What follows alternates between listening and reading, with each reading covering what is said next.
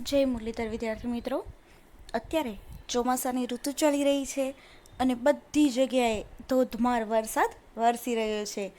અને આવી ઋતુમાં આપણે જો બહારે જવું હોય તો આપણને શેની જરૂર પડે? આપણને કાં તો છત્રીની જરૂર પડશે અને કાં તો રેનકોટની જરૂર પડશે. તો આપણે ચોમાસાની ઋતુમાં જ આજે આપણે છત્રી પાઠનો અભ્યાસ કરીશું, જે લેખક છે જેના રતિલાલ બોરીસાગર, અને આ પાઠનો સાહિત્ય પ્રકાર છે હાસ્ય નિબંધ. વિદ્યાર્થી મિત્રો, આજથી લગભગ 7 કે 8 વર્ષ તમે પાછળ જાઓ, તમે બીજા કે ત્રીજા ધોરણમાં ભણતા હશો ત્યારે તમારી સાથે એવા બનાવ બન્યા હશે કે રબર છે એ ખોવાઈ જાય સ્કૂલમાં, પેન્સિલ છે એ ખોવાઈ જાય, નોટબુક તો કે બાજુવાળાના થેલામાં 2 દિવસ સુધી રહે અને પછી મળે, ફૂટપટ્ટી એના તો 2 કટકા જ થઈ ગયેલા જોવા મળતા હોય છે. એટલે કે બાળપણમાં આવી બધી ભૂલો થતી હોય છે. ત્યારે આપણે ભૂલી જઈએ અને ત્યારે મમ્મી પપ્પાની સામે ઊભા રહીએ ત્યારે મમ્મી પપ્પા આપણને ગોતી દે અને વળી પાછી સલાહ આપે કે બીજી વાર આવું થવું જોઈએ નહીં. બાળપણ છે એ બધું ભૂલાઈ દે છે અને પાછો એનો એક ક્રમ ચાલુ થઈ જાય છે. પણ વ્યક્તિ જ્યારે ઉંમરલાયક થાય છે ત્યારે આવી ભૂલો એનાથી થવી જોઈએ નહીં. ઘણીવાર વ્યક્તિ ઉંમરલાયક હોવા છતાં પણ એ ઉંમરને લાયક હોતા નથી. તો આવા જ પાઠના જે લેખક છે, જે ભૂલકણા છે, જે વડે ઘડીએ ભૂલી જાય છે, એનો આજે આપણે અભ્યાસ કરીશું. સૌ પ્રથમ પાઠનો અભ્યાસ કરતા પહેલાં આપણે લેખક પરિચય મેળવશું અને ત્યારબાદ પાઠ પરિચય મેળવી પાઠને નાટ્ય રૂપાંતર તરીકે જોઈ અને પાઠને સમજીશું. પાઠ 8 છત્રી. લેખક છે રતિલાલ બોરીસાગર. પાઠનો સાહિત્ય પ્રકાર છે હાસ્ય નિબંધ. રતિલાલ બોરીસાગરનો જન્મ 31/8/1938 સૌરાષ્ટ્રના સાવરકુંડલામાં થયો હતો. તેઓ વર્ષો સુધી અધ્યાપક રહ્યા હતા. ત્યારબાદ ગુજરાત રાજ્ય શાળા પાઠ્યપુસ્તક મંડળમાં નાયબ નિયામક તરીકે રહ્યા હતા. મરક, આનંદલોક, એન્જિયોગ્રાફી, તિલક કરતા 63 થયા વગેરે તેમના હાસ્યલેખોના નોંધપાત્ર સંગ્રહો છે. તેમણે સંભવામી યુગે યુગે હાસ્ય નવલ લખી છે. હાસ્ય સાહિત્યનું સંપાદન તેમણે સૂક્ષ્મતાથી કરેલું છે. બાલવંદના તેમનું બાળ સાહિત્યનું પ્રદાન છે. ગુજરાત સાહિત્ય અકાદમી, ગાંધીનગર મારવાડી સંમેલન મુંબઈ તથા સાહિત્ય સભાના વિવિધ એવોર્ડ પ્રાપ્ત થયા છે. પાઠ પરિચય મેળવીએ. છત્રી હાસ્ય નિબંધમાં લેખકના છત્રી સાથેના અનેક પ્રસંગો નિરૂપાયા છે. છત્રીની ખરીદી વખતે થતા અનુભવ અને વારંવાર છત્રી ખોવાઈ જવાથી એને સાચવી રાખવા માટેના ઉપાયોમાંથી હાસ્ય નિષ્પન્ન થાય છે. અંતે છત્રી ખોવાઈ જતાં એના ઉપર લખેલા નામ સરનામાને કારણે છત્રી જેને મળી છે તેનો પત્ર આવે છે ને લેખક છત્રી લેવા રાજકોટ જાય છે. પણ પાછા આવે છે ત્યારે બસમાં ફરી પાછા છત્રી ભૂલીને આવે છે. આમ માણસનું ભૂલકણાપણું છત્રી જેવી સામાન્ય લાગતી વસ્તુ સાથે જોડીને લેખકે નિર્દોષ હાસ્ય નિષ્પન્ન કર્યું છે. હવે આપણે નાટ્ય રૂપાંતર પાઠને જોઈએ અને પાઠ સમજીએ. મોસમનો પહેલો વરસાદ પડ્યો ત્યારે હું છત્રી લેવા શહેરના એક જાણીતા સ્ટોરમાં ગયો અને નાની નાજુક છત્રી બતાવવા કહ્યું. દુકાનદારે જુદી જુદી સાઈઝની કેટલીક છત્રીઓ બતાવી. એક શ્યામા છત્રી મને ગમી. મેં એ છત્રી ખરીદી. દુકાનદાર ક્યારના મારી સામે ધારીને જોઈ રહ્યા છે ને કશુંક યાદ કરવાનો યત્ન કરે છે એમ મને લાગ્યું. કોઈ ગ્રાહક ઉધાર છત્રી ખરીદી ગયો હશે અને મારા જેવો જ દેખાતો હશે તો શું થશે એ વિચારે હું થોડો ગભરાયો. છત્રીના પૈસા આપી છત્રી લઈ હું જવા કરતો હતો ત્યાં દુકાનદારે પૂછ્યું, સાહેબ? કાકાને બદલે સાહેબ કહ્યું એ મને ગમ્યું. પરિસ્થિતિમાં જો કે એનાથી ખાસ કશો ફરક નહોતો પડતો તોય જરા સારું લાગ્યું. તમે ગઈ સાલ છત્રી લેવા આવેલા ખરા? ગઈ સાલ જ નહીં, એની પહેલાની સાલે પણ છત્રી લેવા આવેલો. ગઈ સાલની પહેલાની સાલે પણ મેં છત્રી ખરીદેલી. અલબત્ત એ બીજી કોઈ દુકાનેથી ખરીદેલી. પણ સાહેબ, અમારી છત્રી એમ વરસ દિવસમાં તૂટી ન જાય. અમારી છત્રી ખૂબ ટકાઉ હોય છે. તે હશે, હું ના નથી પાડતો. તમારી છત્રી ટકાઉ હશે જ, પણ તમારી છત્રી મારી પાસે ટકતી નથી. ખોવાય જ નહીં એવી છત્રી તમે રાખો છો? એવી છત્રી તો અમે નથી રાખતા. કદાચ કોઈ નહીં રાખતું હોય, એટલે છત્રી તમારી પાસે ટકે એવો ઉપાય તમારે જ શોધી કાઢવો પડે. પોતાના કુંવરને કાંટો ન વાગે એ માટે આખા રાજ્યની ધરતી ચામડાથી મળી દેવાનો હુકમ.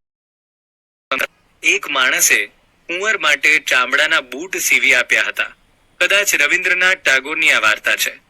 જગતને સુધારવાના મિથ્યા યત્નો છોડી જાતને સુધારવાનો ઉપદેશ કવિવરે આ વાર્તા દ્વારા આપ્યો છે. છત્રીની દુકાનના માલિકે ટાગોરના કાવ્યો કે વાર્તાઓ કદાચ નહીં વાંચ્યા હોય. કદાચ ટાગોર વિશે એ ખાસ કશું જાણતા પણ નહીં હોય. પરંતુ તેઓ મને કદી ખોવાય નહીં એવી છત્રી શોધવાના ફાંફા મારવાનું છોડી છત્રી ખોવાય જ નહીં એવો ઉપાય શોધવા સમજાવી રહ્યા હતા. તેમની વાત મને સાચી લાગી, પરંતુ જ્ઞાન મળવા માત્રથી કશું વળતું નથી, અને મળેલા જ્ઞાનને આચરણમાં મૂકવાનું એટલું સહેલું નથી. ફાંફા મારવા એટલે વ્યર્થ પ્રયત્ન કરવા, અને આચરણ એટલે વર્તન. જ્ઞાન પ્રાપ્તિ થયા પછીનું મહત્વનું કાર્ય જ્ઞાનને વ્યક્તિએ પોતાના વર્તનમાં લાવવાનું હોય છે. જ્ઞાન મળવાથી કંઈ વળતું નથી. કોઈ વ્યસની માણસને પણ એટલું જ્ઞાન તો હોય જ છે કે વ્યસનની આદત ખરાબ છે, પરંતુ એ જ્ઞાનને વ્યસની પોતાના આચરણમાં લાવી શકતો નથી. એટલે જ લેખક કહે છે, મળેલા જ્ઞાનને આચરણમાં મૂકવાનું એટલું સહેલું નથી. છત્રી ન ખોવાય એ માટે મેં કશા ઉપાયો કર્યા જ નથી એવું ન કહેવાય. છતાં મારા સાનિધ્યમાં કોઈ પણ છત્રી એટલી બધી ચંચળ બની જાય છે કે મારો ત્યાગ કરતા એને સહેજે વાર લાગતી નથી. દુકાનેથી લઈને ઘર સુધી પહોંચતા સુધીમાં પણ છત્રી ખોઈ નાખવાના વિક્રમો મેં એકથી વધુ વાર નોંધાવ્યા છે.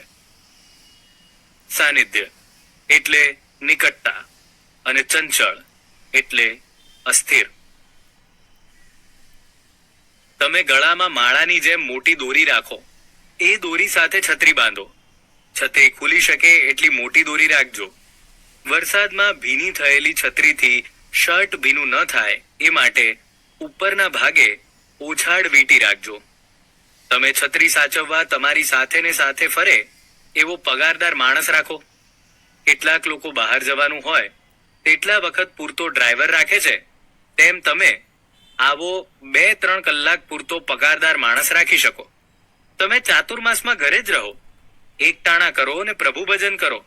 છત્રી ખરીદવી જ નહીં પડે, એટલે પછી ખોવાવાનો પ્રશ્ન જ નહીં રહે. છત્રી ઉપર તમારું નામ સરનામું લખાવો. કદાચ કોઈને જડે તો પોસ્ટકાર્ડ લખીને તમને જાણ કરી શકે. ઓછાડ એટલે ઢાંકવા કે પાથરવાનું લુગડું અથવા ચાદર. ચાતુર્માસ એટલે ચોમાસાની ઋતુના 4 મહિના, અને એકટાણું એટલે 24 કલાકમાં એકવાર જમવું તે. મિત્રો, આપણે ત્યાં જો કંઈ મફત મળતું હોય તો એ છે સલાહ. કોઈની મુશ્કેલીની જાણ થાય એટલે લોકો સલાહ આપવા લાગી જતા હોય છે. અમુક તો એવી સલાહ આપે કે મૂળ મુશ્કેલી ભૂલાઈ જાય, અને સલાહ પ્રમાણે કરવા જઈએ એટલે નવી નવી મુશ્કેલીઓ જન્મતી જાય. છત્રી ન ખોવાય એ માટે ઉપરની ને ઉપરના જેવી ઘણી સલાહો મને મળી. કેટલીક સલાહો તો મળ્યા પછીની 5 જ મિનિટમાં હું ભૂલી ગયો. કેટલીક સલાહોનો અમલ કરવાનું ઘણું મુશ્કેલ લાગ્યું. પણ છત્રી પર નામ સરનામું લખવાની સલાહનો અમલ કરવા જેવું છે એમ મને લાગ્યું. એટલે આ વખતે લીધેલી નવી છત્રી પર મારું પૂરું નામ, વિગતવાર સરનામું, ટેલિફોન નંબર વગેરે બધું જ લખાવ્યું. વરસાદના પાણીથી ભૂસાઈ ન જાય એવા પાક્કા રંગથી લખાવ્યું. મારો વિચાર તો મારો આખો બાયોડેટા લખવાનો હતો, પણ મેં સંયમ રાખ્યો. છત્રી પર નામ સરનામું લખવાનો ઉપાય ખરેખર કારગર નીવડ્યો. છત્રી લીધાના 20 દિવસ પછી મને રાજકોટથી પત્ર મળ્યો. અમદાવાદ રાજકોટની મુસાફરી દરમિયાન પોતાની છત્રીને બદલે ભૂલથી મારી છત્રી આવી ગયાનો એકરાર એ પત્રમાં હતો. ક્ષમા યાચના કરી હતી ને એમની છત્રી મારી પાસે ન આવી હોય તો પણ મારી છત્રી લઈ જવા ઘટતું કરવા જણાવ્યું હતું. આ દિવસોમાં વરસાદ નહોતો એટલે મારી છત્રી ખોવાઈ છે એની ખબર મને આ પત્ર મળ્યો ત્યારે જ પડી. જે માણસ પોતાની છત્રી સાચવી ન શક્યો એ માણસ બીજાની છત્રી સાચવીને લઈ આવ્યો હોય એવી પત્ર લેખકની શ્રદ્ધા ચોક્કસ વધુ પડતી હતી. મેં પત્ર લખીને આ સજ્જનનો આભાર માન્યો અને એમની છત્રી મારી પાસે ન હોવાનું જણાવી દિલગીરી વ્યક્ત કરી અને મારી છત્રી મેળવી લેવા ઘટતું કરવાનું વચન આપ્યું. કારગત એટલે સફળ, એકરાર એટલે કબૂલાત, દિલગીરી એટલે અફસોસ અને ઘટતું કરવું એટલે યોગ્ય લાગે તે કરવું. રાજકોટ રૂબરૂ જઈને પત્રમાં આપેલા સરનામેથી છત્રી મેળવી લેવા સિવાય છત્રી પાછી મેળવવાનો બીજો કોઈ ઉપાય સૂઝ્યો નહીં. આ ઉપાય મારા સિવાય સૌને નકામો લાગ્યો. રાજકોટ જવા આવવાના બસ ભાડાના ઓછામાં ઓછા 250 રૂપિયા થાય. બીજો વધારાનો ખર્ચ ગણીએ, રિક્ષા ભાડા, ચા પાણી નાસ્તો વગેરે, તો 300-350 રૂપિયા થઈ જાય. એટલે રાજકોટ છત્રી લેવા જવાનું વ્યવહારું ન કહેવાય. કદાચ મૂર્ખાઈ ભર્યું કહેવાય એવો સૌનો મત હતો, પણ હું મક્કમ રહ્યો. આમાં પૈસાનો પ્રશ્ન ન હતો. પોતાની છત્રી ખોવાઈ હોવા છતાં બીજા માણસની છત્રી એને પરત કરવાની એમની ભાવના અને પ્રામાણિકતાની કદર કરવાનો પ્રશ્ન હતો. પણ આવી સૂક્ષ્મ રીતે આ જગતમાં કેટલા લોકો વિચારે છે? બધા ભલે ગમે તે કહે, પણ છત્રી લેવા રાજકોટ તો શું, રશિયા જવું પડે તો પણ જવું જોઈએ એવો મારો દ્રઢ મત હતો. રાજકોટ ગયો, છત્રી પાછી મેળવી, પેલા સજ્જનનો આભાર માન્યો, વળતી બસમાં અમદાવાદ પાછો આવ્યો. પણ અમદાવાદ ઉતરતી વખતે બસમાં છત્રી ભૂલી ગયો. ઘરે ગયા પછી સૌએ પૂછ્યું ત્યારે જ યાદ આવ્યું. તરત પાછો બસની ઓફિસે ગયો, પણ કોઈએ છત્રી જમા કરાવી નહોતી. રિક્ષા ભાડાના જવા આવવાના બીજા 80 રૂપિયા થયા. પછીના દિવસે છત્રીના સ્ટોરમાં જઈ મેં છત્રી માંગી. દુકાનદારે સ્મિત કર્યું. મેં પણ સામું સ્મિત કર્યું. મિત્રો, દુકાનદારે લેખક સામે સ્મિત કેમ કર્યું? વિદ્યાર્થી મિત્રો, પાઠ સમજવાની મજા આવી ને? હવે પાઠમાં આવતા સમાનાર્થી વિરુદ્ધાર્થી શબ્દ જોઈએ અને સાથે સાથે શબ્દ સમૂહ માટે એક શબ્દ પણ જોઈએ. સમાનાર્થી શબ્દ સાઇઝ, એનો અર્થ થશે માપ. આચરણ એટલે વર્તન. કારગત એટલે સફળ. વાર વિલંબ. શ્યામલ એટલે કાળું. એકરાર એટલે કબૂલાત. દિલગીરી એનો અર્થ થશે અફસોસ. સ્મિત મંદ હાસ્ય. વિરુદ્ધાર્થી શબ્દ ઉદ્ધારનું વિરોધી જમા. ટકાઉ નો વિરોધી તકલાદી. જ્ઞાન અજ્ઞાન. ઘટતું અણઘટતું. મૂર્ખાઈ શાણપણ. ઉપાય નિરુપાય. પ્રામાણિકતા એનો વિરોધી અપ્રામાણિકતા. શબ્દ સમૂહ માટે એક શબ્દ જોઈએ. પેલું ભીના વાળવાળી રૂપાળી સ્ત્રી, એક શબ્દ શ્યામા. ચોમાસાની ઋતુના 4 માસ એટલે ચાતુર્માસ. ઢાંકવા તેમજ ઓઢવા માટે વપરાતું વસ્ત્ર, એનો અર્થ શબ્દ સમૂહ એક ઓછાળ. અસ્તુ.